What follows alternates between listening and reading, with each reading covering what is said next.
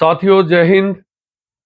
कल 21 जून को नीट का एग्जाम होगा जो एनटीए द्वारा लिया जाएगा और लाखों बच्चे अपने भाग्य की आजमाइश करेंगे। उन्होंने मेहनत की है, 18-18 घंटे जो बच्चे पढ़े हैं, तो वो बच्चे पेपर देंगे। और दुर्भाग्य की बात यह है कि उन बच्चों ने पहले भी एक बार पेपर दिया था, परंतु बार बार कभी किसी चीज का पेपर लीक होना, कभी किसी चीज का पेपर लीक होना, और वो नीट का भी एग्जाम लीक हो गया था। जो बच्चे दिन रात मेहनत करते हैं, जो तपस्या करते हैं जो बच्चे, और जब वो पेपर लीक हुआ, कुछ मुन्ना भाई किस्म के लोग, जो जिसमें कोई हो सकता है कि कोई बड़ी एकेडमी वाले भी हों, और जब वो पेपर को खरीद लेते हैं और चुरा लेते हैं, तो वो हमारे देश की एनटीए जैसी संस्था पे सवालिया चिन्ह, प्रश्न चिन्ह लग जाता है। और एक बार नहीं, केवल एनटीए ही नहीं, काफी बार, सैकड़ों बार इस देश में पेपर लीक होते हैं। और वो बच्चों की जो मेहनत है, जो उनकी तपस्या है, जो उनके माँ बाप का सपना है, वो सब धराशायी हो जाता है।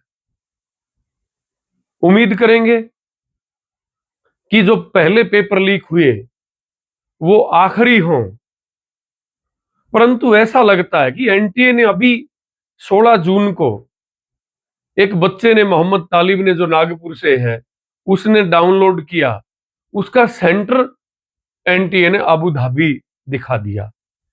तो इसका मतलब कहीं ना कहीं गड़बड़ है। अगर ये किसी की गलती से हो रहा है और बार बार हो रहा है, तो सजा का कड़ा प्रावधान क्यों नहीं? अब सरकार लीपापोती कर देती है कि साहब हम अब की बार पेपर को हवाई जहाज से, जो आर्मी का जहाज है, उससे मंगवाएंगे। यानी देश की भावनाएं, एक, क्योंकि हमारे देश में फौज के प्रति जो एक आदर का भाव है, क्या जहाज में, आप जहाज में लेके आते हो, रिक्शा में लेके आते हो, पुलिस लेके आती है, फौज लेके आती है, वो जो रास्ते में पेपर लीक थोड़ी होता है।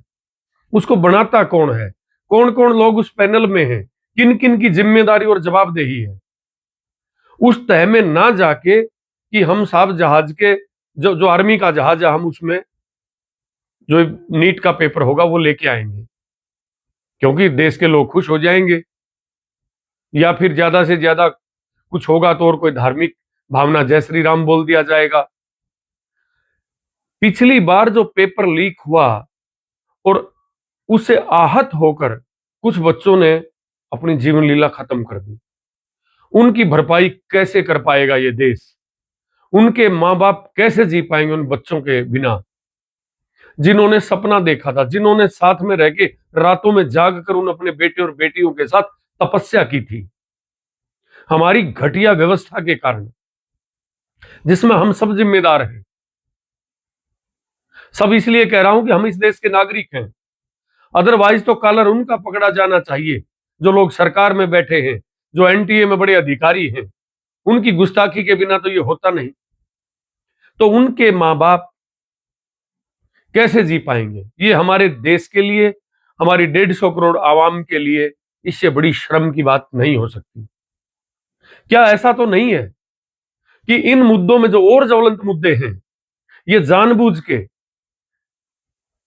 इस प्रकार से पेपर लीक करके, और जो और ज्वलंत मुद्दे हैं उनको दबा दिया जाए? चाहे ईरान और अमेरिका की जंग की बात हो, चाहे अमेरिका जैसे बेहुदे व्यक्ति जो ट्रंप है उसके द्वारा बार बार हमारे प्रधानमंत्री जी का अपमान करना, हमारे देश का अपमान करना, यहाँ ब्लैक होल कहना, नरक का द्वार कहना भारत को, इस तरह की बेहुदा और घटिया और गंदी भाषा का प्रयोग करना।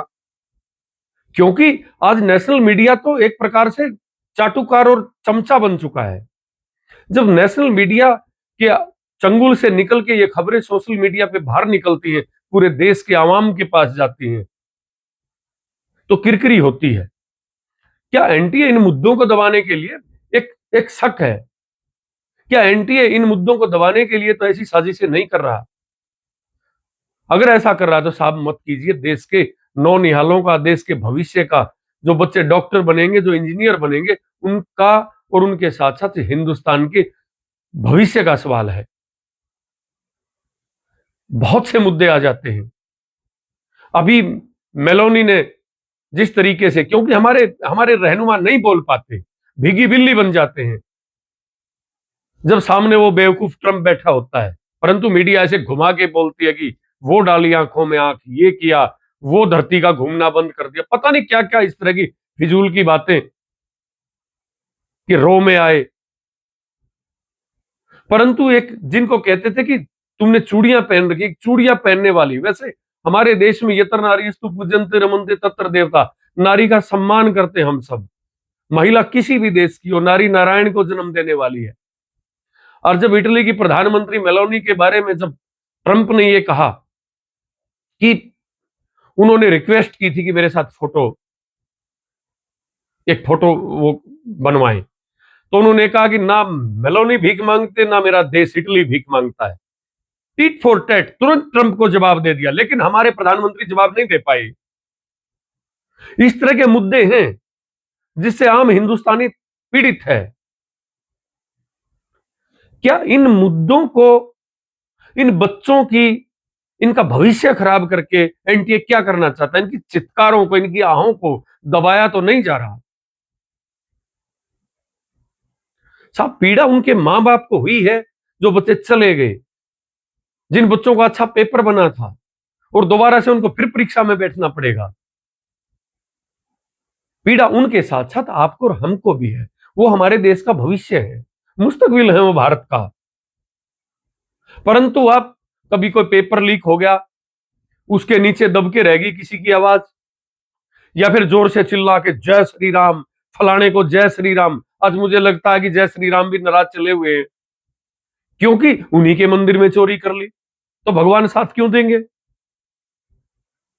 बताते कि जब इतिहास कहता कि मुगल आए, मुगल बड़े एक कसाई टाइप के थे और उन्होंने यहां पे मंदिरों का विध्वंस किया, लेकिन मुझे लगता है कि उन मंदिरों में जो चोरी करने वाले आज लोग हैं, उन्होंने तो तलवार के बल पे मंदिरों का विध्वंस किया, परंतु जो उनके नाच गाने वाले थे, उनके खानसामे थे, उनके लिए कुछ बनाने वाले थे, उनके सेवादार थे, जिनको वो यहीं छोड़ के चले गए, मुझे लगता है कि वो लोग धर्माचार्यों का चोला ओढ़ के मंदिरों पे कब्जा करके बैठ गए और भगवान के लिए कहीं कोई हीरे जड़ित शिलाएं आई हैं, कोई स्वर्ण के कुछ पत्थर आए हैं, चांदी के मुकुट आए हैं, उन्हीं को चुरा लिया।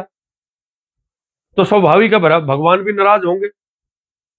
नहीं, अगर वहां भगवान होते और क्रोधित होते तो उनके सामने से चोरी कर रहे हैं लोग, तो मुझे लगता है कि सरकार को भगवान भी बचाने के मूड में अब नहीं है।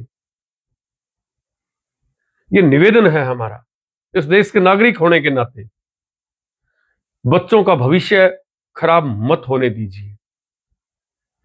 कोई एक्सक्यूज नहीं चलता साहब, जिसका बच्चा चला जाता वो मुड़ के नहीं आता, और केवल उस मां बाप की पीड़ा ही नहीं है, पूरे देश की पीड़ा है, अगर हम माने तो इस बात को। अगर कोई बिहार का बच्चा जाता है, कोई तमिलनाडु का बच्चा इस प्रकार का कदम उठा लेता है, तो वो कश्मीर में भी नुकसान होता है, वो हरियाणा में भी होता है, पंजाब में, पूरे, जब कोई एक भी इस देश का कोई नागरिक किसी गलत नीतियों की वजह से और इस प्रकार का कदम उठा लेता है, और खासकर इस देश का जो मुस्तकबिल है, बनने वाला है, जो भविष्य बनने वाला है, जो बच्चा जो इस देश में सेवाएं देना चाहता है या बाहर रहे तो मेरे देश का नाम रोशन करना चाहता है, अगर कोई भी हमारे देश का भविष्य इस प्रकार का कोई कदम उठाता है, तो ये हमारे लिए, हमारी सरकार के लिए, हमारे पूरे देश के लिए ये शर्म की बात है। और मेरा ये निवेदन है एनटीए से भी और हमारी गवर्नमेंट से भी, कि जो पीछे जितने पेपर लीक हुए, वो हमारी आखिरी गलती होनी चाहिए, हमारे सिस्टम की, हमारी व्यवस्था की। साहब, ऐसा सिस्टम पैदा कीजिए, ऐसी व्यवस्था पैदा कीजिए कि हमारे देश के बच्चे पढ़ाई के लिए बाहर ना जाएं, वो खुश हो गए ये कहें कि ये मेरा भारत है, मेरा हिंदुस्तान है। यहाँ पे किसी पे रहमो करम पे डिग्री नहीं मिलती, या तपस्या करनी पड़ती, या मेहनत करनी पड़ती है, तब जाके कोई बच्चा 24 कैरेट बन के तैयार होता देश की सेवा करने के लिए। धन्यवाद।